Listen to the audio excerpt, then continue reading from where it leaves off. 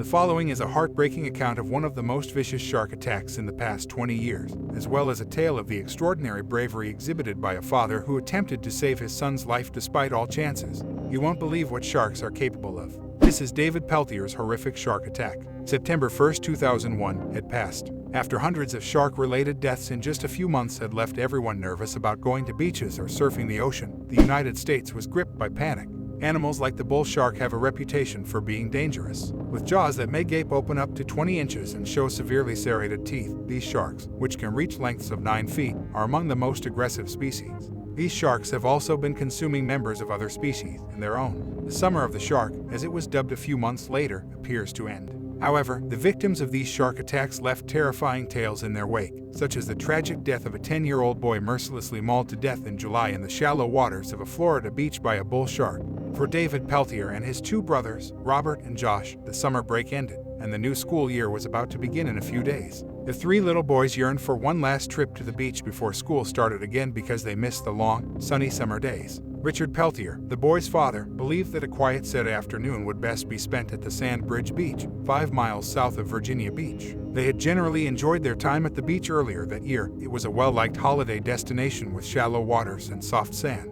Richard decided that he had done enough and took the cable off his longboard and fastened it to David's surfboard. They had waded into the water for more at least 50 yards at this time, but the depth was just 4 feet. The other two sons of Richard were only 10 feet distant, and the sea appeared calm with sporadic light waves. He can make out the outline of an 8-foot-long shark in the moving water below. The terrifying sight of the dreaded fin and the knowledge that his children were still several feet away from his reach were enough to turn the pleasant summer afternoon into a living nightmare. Then, as it swam closer to the surface, he noticed the terrible fin. He yelled at his boys to get back on their surfboards at the top of his lungs and hastily raced over to David, 10 years old, to try to haul him back to safety. Then, though, he felt a powerful tug from the other arm while still holding David's. The shark bit into the boy's thigh as it tried to drag him down into the sea to be eaten, causing him to cry in pain. Richard realized his son was now caught up in a cynical tug-of-war with a sea monster. The shark wouldn't release its hold and started shaking its head to bite off a piece of Richard, the young boy. He tried everything he could to save his son, even at the expense of his own life, but his damp hold was slipping off his son's arm.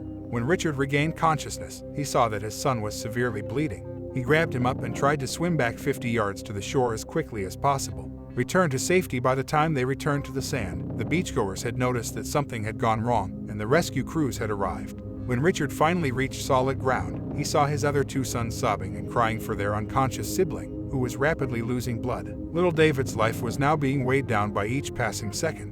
While being carried by his father, he was evaporating. Richard tried to revive him while sobbing and pleading for assistance. The shark's huge, 17 inches wide jaw opening had ripped into one of his thigh's largest arteries, and no lifeguards nearby could stop the blood loss. Richard rushed him inside the ambulance as soon as it arrived to save his life. For the first time, the father began to consider the seriousness of the situation and the possibility that he might see his precious son die before his eyes. A month later, report claimed that the shark was a bull shark, distinguished from other shark species by its fin and propensity to swim in shallower waters. The man who witnessed the shark in his final moments of consciousness saw a man in pure terror of being torn to pieces by aquatic beast experts. Thanks everyone for listening to this story. If you enjoyed it, please let us know by subscribing to the channel and leaving a like. See you in the next story.